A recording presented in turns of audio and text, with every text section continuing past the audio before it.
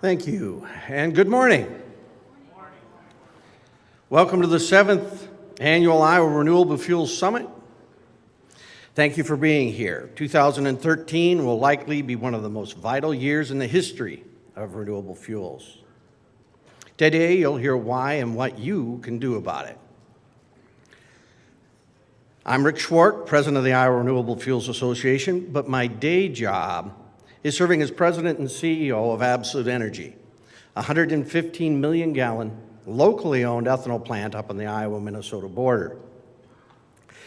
Ever since Henry Ford unveiled the 1908 Model T, which ran on ethanol and declared ethanol as the fuel of the future, it seems as though renewable fuels have been fighting to survive. Remember Prohibition? The plants operating today rode the wave of enthusiasm following the 2005 enactment of the first renewable fuel standard. But we also survived the oil-driven commodity boom bust of 2008.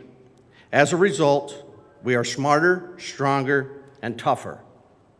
That toughness is about to be put to the test. We are on the cusp of a battle royal over the future of energy policy in the United States.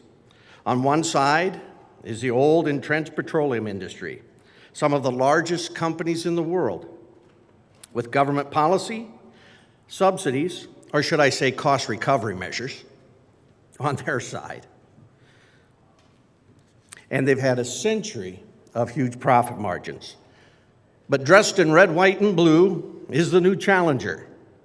The homegrown hero, fighting with no subsidies for corn oil ethanol, limited support for biodiesel and other biofuels, are clean, green, American-made renewable fuels.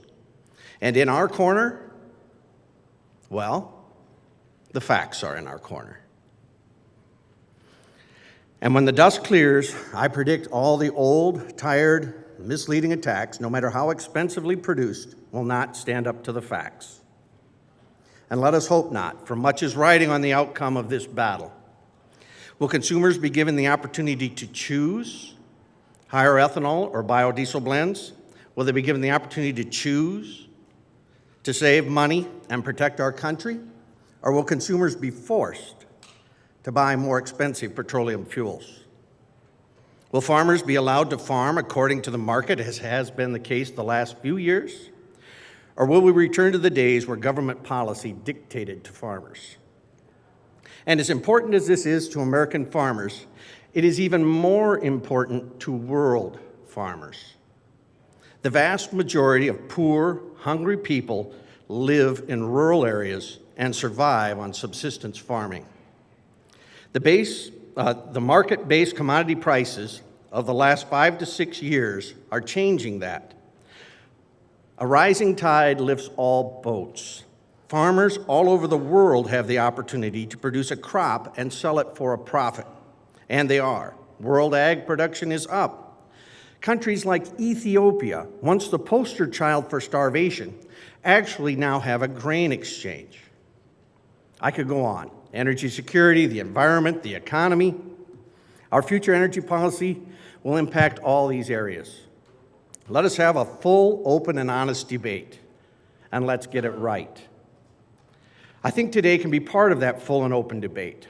I hope you leave here today better informed and better armed to actively engage in the great policy debate of 2013. Your engagement could start here today. Be sure to stop by the IRFA booth in the trade show and fill out the 2 postcards promoting E15 and B10. At the end of today's summit, we'll draw 1 postcard, and the winner will receive $250 in ethanol certificates. Also, please sign the letter to Chrysler urging them to support E15. The Iowa Renewable Fuels Summit is the premier Midwestern opportunity to learn where renewable fuels industry is headed and to network with your peers. We have at least 16 states represented here today. Well, that was before the weather blew in. As president of the IRFA, it is my honor and duty to recognize a few of these folks. Federal energy policy continues to play a paramount role in shaping the future of renewable fuels. Iowa is very fortunate to have a supportive and influential delegation in Washington, D.C.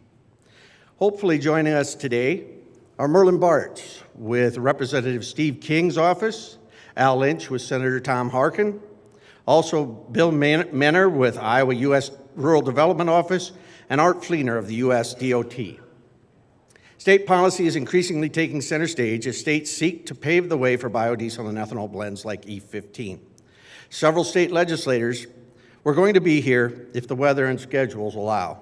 Iowa Secretary of State Matt Schultz will be around later this morning, and we'll hear from Iowa Secretary Bill Northey after lunch.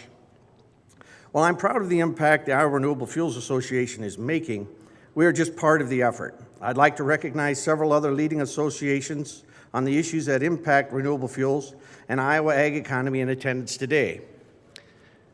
Brian Jennings with the American Coalition for Ethanol, Randy Olson with the Iowa Biodiesel Board, Matt Deppie with Iowa Cattlemen's Association, Stephanie Weisenbach with the Iowa Clean Cities Coalition, Craig Floss with Iowa Corn, Denny Harding with the Iowa Farm Bureau Federation, Grant Kimberly with the Iowa Soybean Association, Gary Hare and Ed Ulch with the National Biodiesel Board, Rob Elliott with the National Corn Growers Association, Todd Sneller with Nebraska Ethanol Board, John Maines with the Petroleum Marketers and Convenience Stores of Iowa, and we'll be hearing a little later on from my friend Tom Bias with Growth Energy.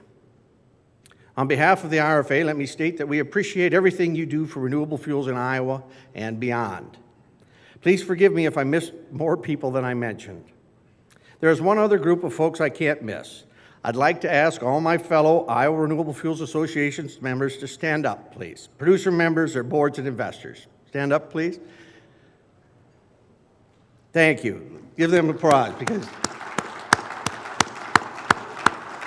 they are truly responsible for today and the huge impact of renewable fuels in Iowa.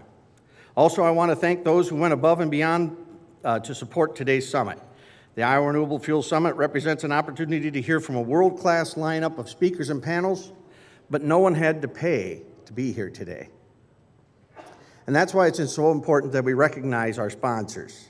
Our 2013 gold sponsors are Growth Energy, McGladrey LLP, and Syngenta Enogen. Our 2013 silver sponsors are American Coalition for Ethanol, Beta Tech Hop Products, DuPont Pioneer, Ide Bailey, Growmark Incorporated, HydroClean Incorporated, FC Stone, Iowa Corn, Olson Associates, and the Renewable Energy Group. And our 2013 high school video contest sponsor is the law firm of Fagre Baker Daniels. They deserve a big round of applause. Without them, we wouldn't be here, at least not for free.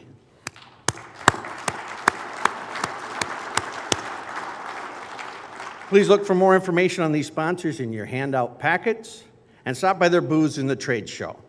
And on behalf of the IRFA, thank you to each sponsor. Your support has not gone unnoticed.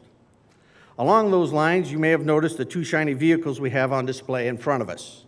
A big thank you to Lithium Motors of Des Moines for the biodiesel-ready Volkswagen Passat TDI, and to Bob Brown Buick and GMC of Des Moines for the ethanol-optimized Buick Regal Turbo featuring flex fuel capabilities. My wife drives that same car.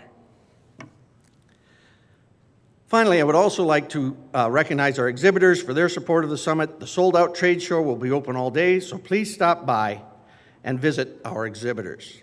With the preliminaries now out of the way, let's get to the heart of the summit.